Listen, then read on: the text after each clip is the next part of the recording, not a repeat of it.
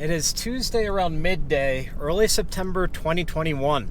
For this episode of Venture Forward and the next one, I am in a completely different vehicle.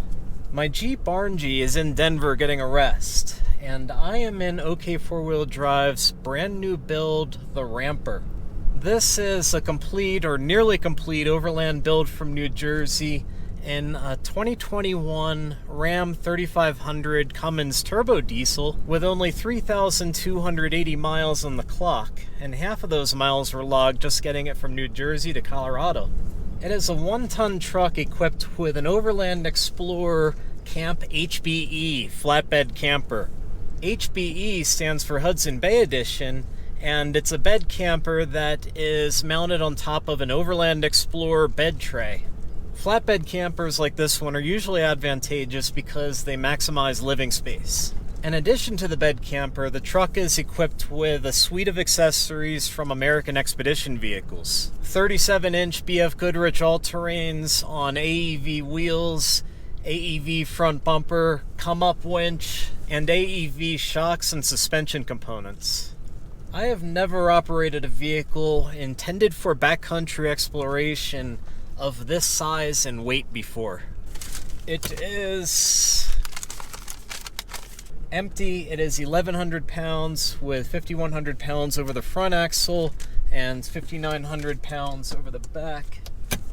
That is twice the weight of my Jeep, and that is about 3,000 pounds heavier than our Winnebago Revel.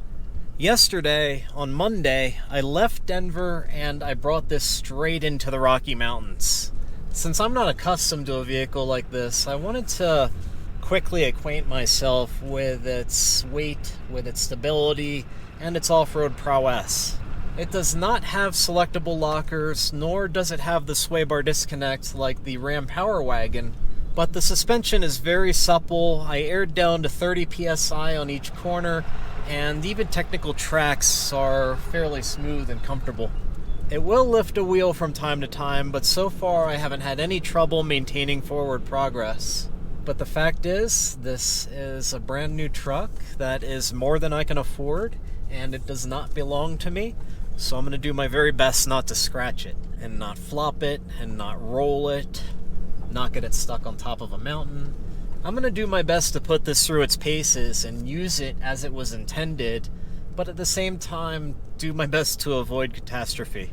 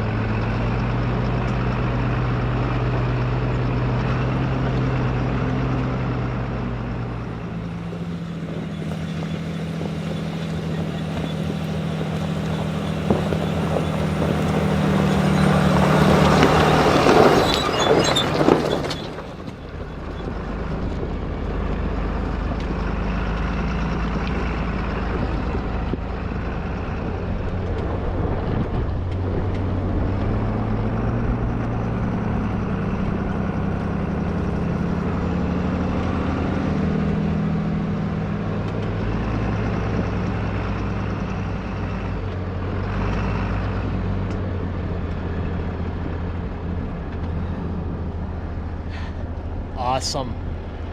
Awesome. I'm gonna spend the night up here.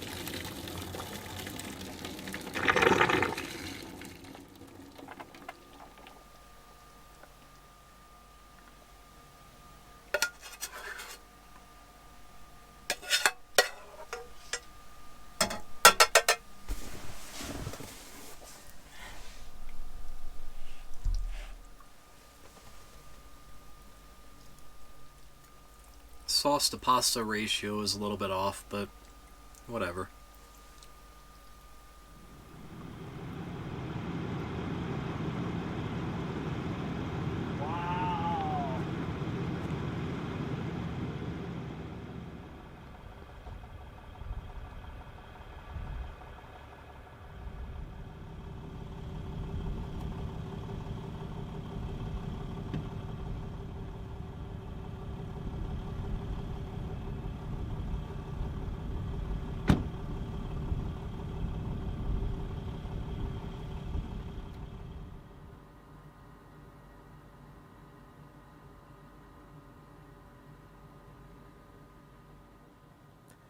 Wednesday morning, 7 a.m. on top of the mountain. The camper is equipped with a Truma propane heater. In fact, the fan kicked on just now. I set the thermostat to 75 degrees Fahrenheit, and it was very comfortable in here all night. It pretty much held that temperature. I am at 12,500 feet, and I think outside during the night it was maybe in the upper 30s, low 40s. The fabric walls on the pop-up are extremely thick and well insulated, so this could very well be a four-season camper. I don't think it'd have any trouble being comfortable in here in freezing temperatures. I am going to get out of bed, make coffee, and then this morning I think I'm going to explore around the mountaintop a little bit on foot.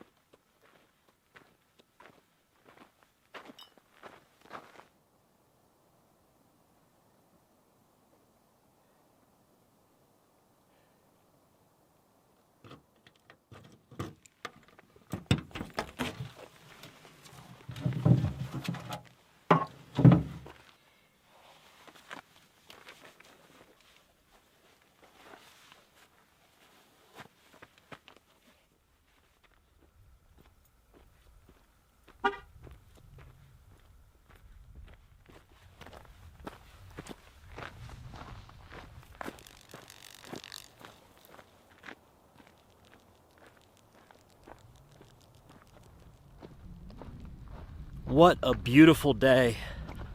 The sun is out. I think it's in the low 70s, maybe the upper 60s. September in the Rocky Mountains. The aspen leaves are starting to turn. The peaks are still bare. There isn't any snow. This could very well be the best time of year to visit Colorado.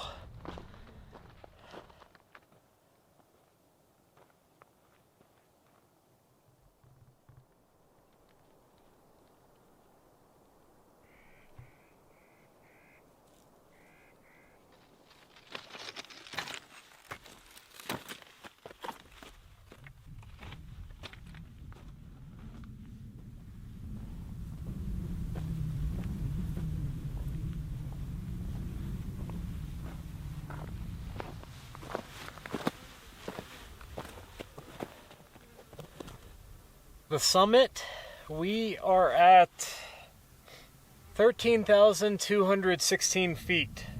That's about 700 feet above where I parked the truck.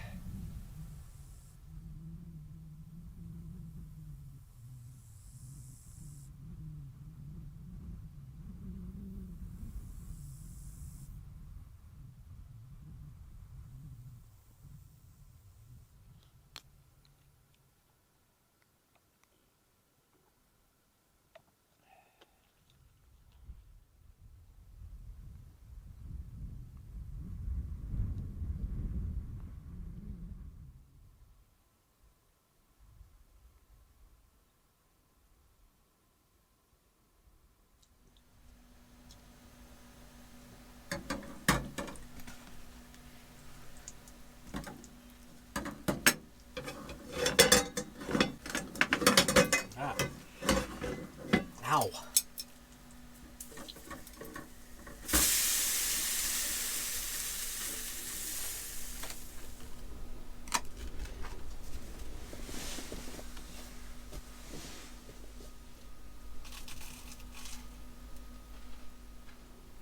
now would be a good time to take a look at a few things. The camper is equipped with a nova-kool refrigerator. This is actually the same refrigerator that is in our Winnebago Revel, or roughly the same. The dimensions are a little bit different. It's efficient and it's on all the time. One thing that I do have a problem with, these nova-kool refrigerators don't latch very well. They're prone to flying open. If the vehicle pitches suddenly to the passenger side, the 1-gallon jug of milk that you have in your nova-kool refrigerator lunges toward the door and it just bursts open. That's happened to me twice already in this vehicle. I opened the door to find tomatoes and bottled water all over the camper floor. This is the console for the Red Arc power management system. This is the terminal for the Truma heater, which is a propane heater and a hot water heater. And here we have a series of master switches for things like the interior lighting, the fresh water pump. Right inside the entranceway, the dinette is to the left, and to the immediate right is a closet that contains shelving, and the lower portion has facilities for a portable toilet. There's a light switch up here.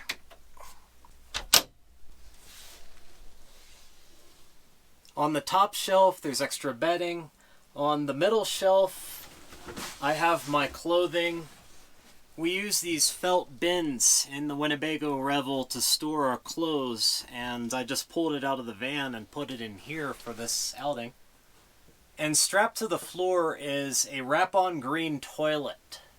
After you're done doing your business, you flush, and the wrap-on seals your waste in a plastic bag. The platform underneath the dinette is a battery compartment, and right now this particular unit is equipped with a single 125 amp lithium-ion battery. On the side of the counter next to the stove, there are 2 USB ports. In the front of the camper, you've already seen that there's a queen-size sleeping platform. So that sleeps 2, and if you have company, the dinette also converts into a full-size bed.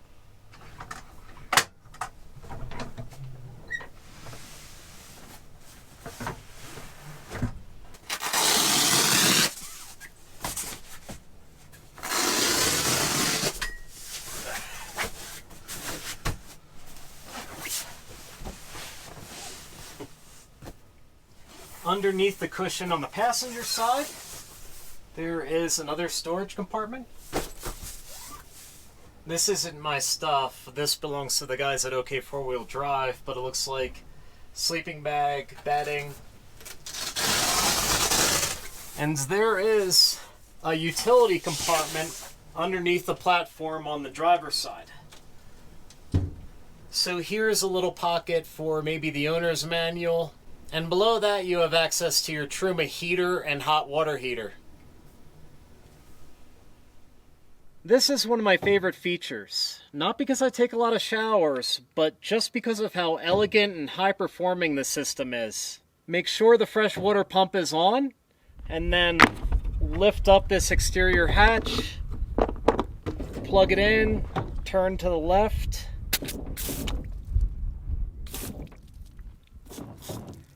Excellent water pressure. It gets warm very quickly with the Truma hot water heater. And the camper is equipped with a 38-gallon fresh water tank. That's enough to actually linger a bit and enjoy your shower.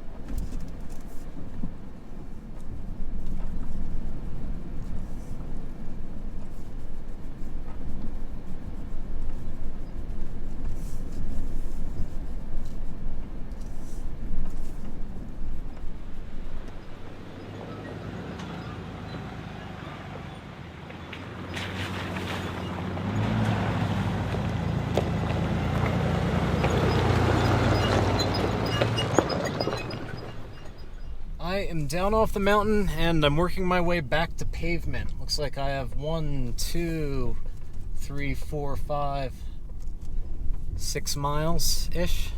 I'm looking forward to spending some time in Buena Vista, Colorado. It's one of my favorite Colorado towns.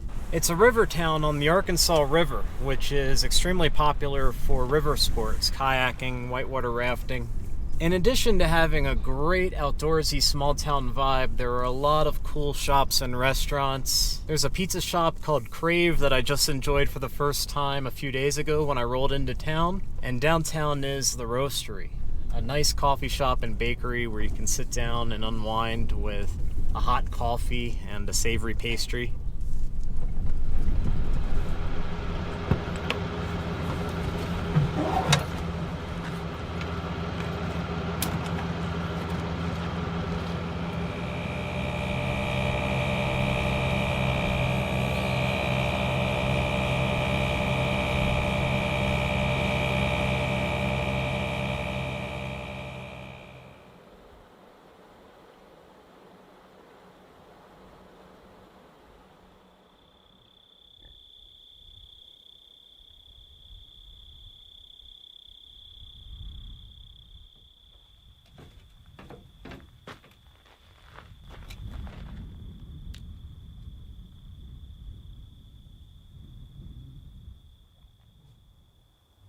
It's a beautiful evening.